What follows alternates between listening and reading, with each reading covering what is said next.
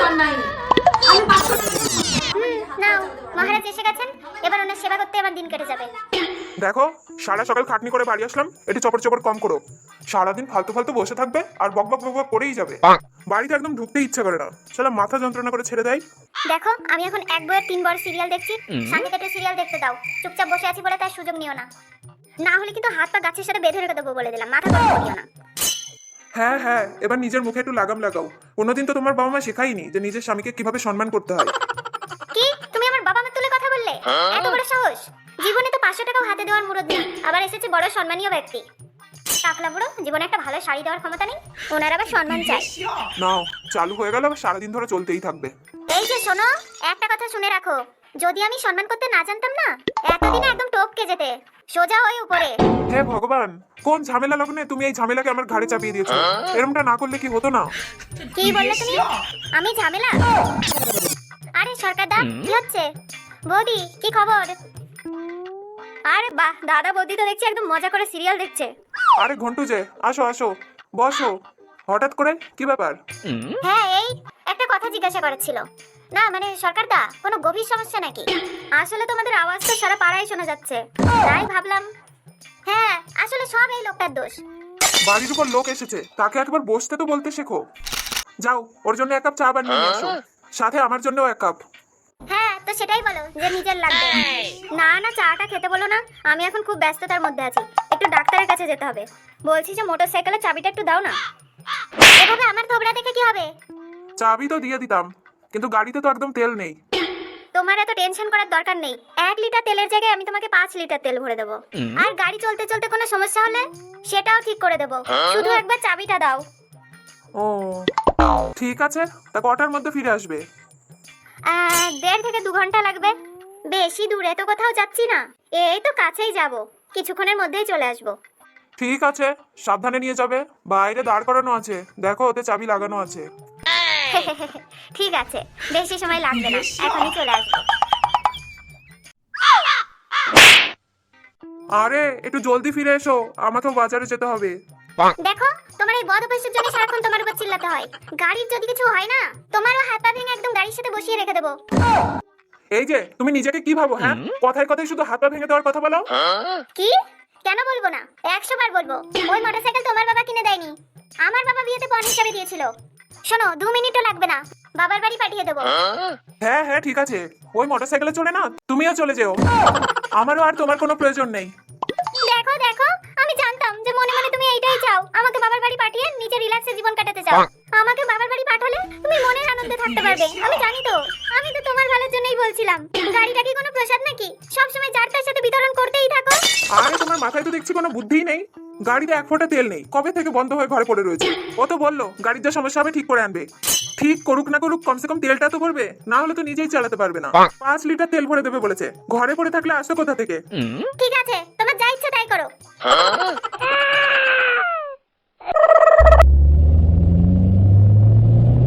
আরে সুন্দরী, কেমন লাগছে? মজা লাগছে কি লাগছে না? কি মজা লাগবে? আর একটু জোরে চালাও, আমার মার্কেট যেয়ে তাড়াতাড়ি শপিং করতে হবে। তুমি পৌঁছাতে পৌঁছাতেই তো সব দোকান বন্ধ হয়ে যাবে, মনে হচ্ছে যেন সাইকেল চালাচ্ছে। আরে না না, আমি জোরে চালাতে পারবো না, এমনিতেই পুরোনো দিনের মোটরসাইকেল, কোথায় চাকা মাকা খুলে এদিক ওদিক হয়ে যাবে, শেষে নিজের হাত পাও ভাঙবে, আবার নতুন বাইক কিনে ফেরত দিতে হবে। যেভাবে চলছে ওইভাবেই চলতে দাও, খোলা হাওয়ায় তো বেশ মজাই পাচ্ছ।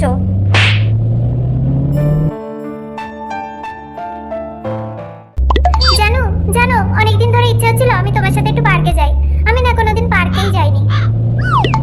কি, তুমি কোনোদিনও পার্কে যাওনি? ঠিক আছে চলো, আজকে আমি তোমাকে এই এলাকার সবথেকে বড় পার্কে নিয়ে যাব।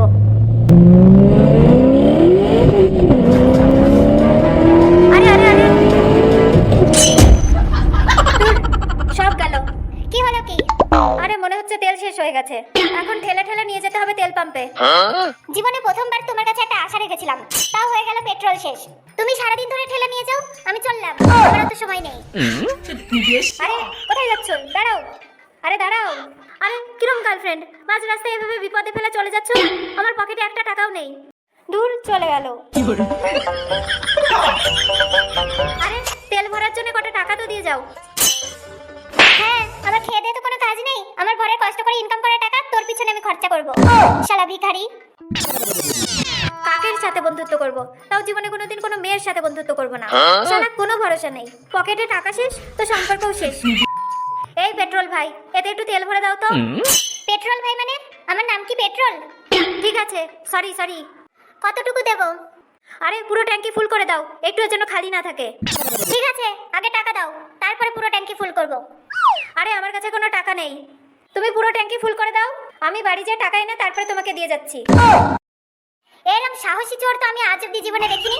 বলে কয়ে চুরি করছে, ফ্রিতে তেল ভরার ধান্দা। চল ভাগ এখান থেকে। আরে এমনি পাড়ার লোকের পুরনো গাড়ি, তার উপর তেল শেষ, তার উপর আবার ধাক্কা দিয়ে ভেঙে দেবে মনে হচ্ছে। আরে তুমি গাড়ি নিয়ে সাইডে যাও না। পয়সা নেই ভিখারি, তাও আবার ফ্যাশন কম নেই, লোকের বাইক ধার করে রাস্তায় বেরিয়েছে। আরে একটুখানি বিপদে পড়েছি বলে যে যার মতন বেজ্জতি করে যাচ্ছে। আরে চল চল, এখান থেকে বেরিয়ে গিয়ে গরম দেখা।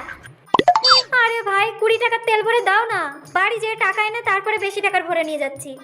আমি এখানে সমাজ সেবা করার জন্য বসে নেই, লোকের আন্ডারে কাজ করি।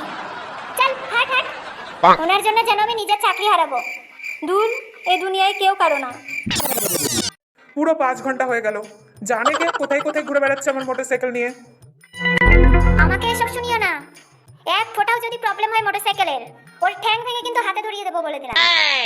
আরে একটু ভালো কথাও তো বলতে পারো, সব সময় শুধু অলক্ষণে কথা। জানে কে কোথায় নিয়ে গেছে, তেল ভরেছে নাকি ওইভাবেই ঘুরে বেড়াচ্ছে। আরে বুড়ো, দিমাগটা কি গেছে? যার কাছে এক প্যাকেট বিড়ি কেনার টাকা থাকে না, লোকের কাছ থেকে ধার করে খায়, সে নাকি আবার পেট্রোল ভরবে। আর তুমি সেই লোভে পরে গাড়ি দিয়ে দিলে। আরে সরকার দা, এ কি ভাঙাচোরা গাড়ি পুষে রেখেছো ভাই, আজকে আমার অর্ধেক জীবন শেষ করে দিয়েছে। এই জিনিস ঘরে রাখা থেকে 200-400 টাকায় বিক্রি করে দেওয়া অনেক লাভ। আরে ভাঙাচোরা গাড়ি মানে? আমার একদম সুস্থ সবল গাড়ি ছিল, কি হয়েছে আমার গাড়িতে? তুমি জিজ্ঞাসা করছো গাড়িতে কি হয়েছে? আরে উপরওয়ালাকে অনেক ধন্যবাদ যে আমি প্রাণে বেঁচে আছি। এরকম গাড়ি আমি জীবনে কোনোদিন চালাইনি। আরে এত ঘুরিয়ে পেঁচিয়ে কথা বলার কি আছে, সোজা সাপটা বলো না গাড়ির কি ক্ষতি করে এনেছো। আরে বৌদি, আমার ঘুরিয়ে পেঁচিয়ে কথা বলার কোনো অভ্যাস নেই, ঠিক আছে? 400 টাকা তেল ভরেছি, কিন্তু কিছু দূর যেতে যেতেই সব উড়ে গেছে। আরে না না, এরকম কিছু হতেই পারে না, আমি তো আগে থেকেই 200 টাকার তেল ভরে রেখেছিলাম। ঘন্টা 200 টাকা তেল ভরে রেখেছিলে, 10 কিলোমিটারও যেতে পারিনি, তেল শেষ হয়ে গেছে। এজন্যই বলছি 200-400 টাকায় বিক্রি করে দাও আর একটা নতুন গাড়ি নিয়ে নাও, নিজেও চালিয়ে মজা পাবে আর অন্যরাও। তা তুমি ঠিকই বলেছো, একটু বেশিই তেল খাচ্ছে, ভাবছি বিক্রি করে দেবো আর একটা নতুন বুলেট নিয়ে নেব। খবরদার, নিজের তো একটা সাইকেল নেওয়ারও ক্ষমতা নেই, এদিকে আমার বাবা পণ হিসেবে মোটরসাইকেলটা দিয়েছিল, এটা নাকি বিক্রি করতে চাই। সরকার দা, আমি চললাম। আর শোনো, ওটা বিক্রি করে দাও, তাতেই ভালো হবে। বুঝিয়ে গেল না তোমাকে যে 400 টাকা তেল ভরেছে? যাও গিয়ে দেখো, তুমি যে 200 টাকার ভরেছিলে, ঘুরে ফিরে সেটাও খালি করে এখন বড় বড় কথা বলে ফেরত দিয়ে গেল। একটা কথা বলবো, ওইটা সত্যি সত্যি অনেক পুরনো হয়ে গেছে। তোমার বাবাকে একটু আরেকবার বলো না, যদি একটা রয়্যাল এনফিল্ড হান্টার দেয়, তাহলে তোমাকে পিছনে বসিয়ে নিয়ে চিড়িয়াখানায় ঘুরতে যেতে পারবো। বুড়ো বয়সে বিমরতি জেগেছে। এবার জামাই ষষ্ঠীতে আমার বাবা একটা জামাও দেবে না। জামা তো দূরের কথা, নেমন্তন্ন করতেই বারণ করে দেবে। 50 টাকার এক প্যাকেট মিষ্টি নিতে গেলে গায়ে জ্বালা ধরে যায়, আবার রয়্যাল এনফিল্ড চড়ে ঘুরে বেড়ানোর শখ। নিজে পয়সা কামিয়ে নিজের টাকায় কিনে দেখাও দেখি। কথায় আছে, ছাগলের সামনে মন্ত্র পড়ে কোনো লাভ নেই, ছাগল ঘাস ছাড়া কিছুই চেনে না। তোমার মতন মানুষের সাথে কথা বলার চেয়ে রাস্তার পাগলের সাথে কথা বলা অনেক ভালো। হ্যাঁ হ্যাঁ, তো যাও, কে ধরে রেখেছে? কি জানি আমার বাবা কি দেখে এই আনাড়ি লোকটার সাথে আমার বিয়ে দিয়েছিল, আমার জীবনটাই মাটি করে দিল।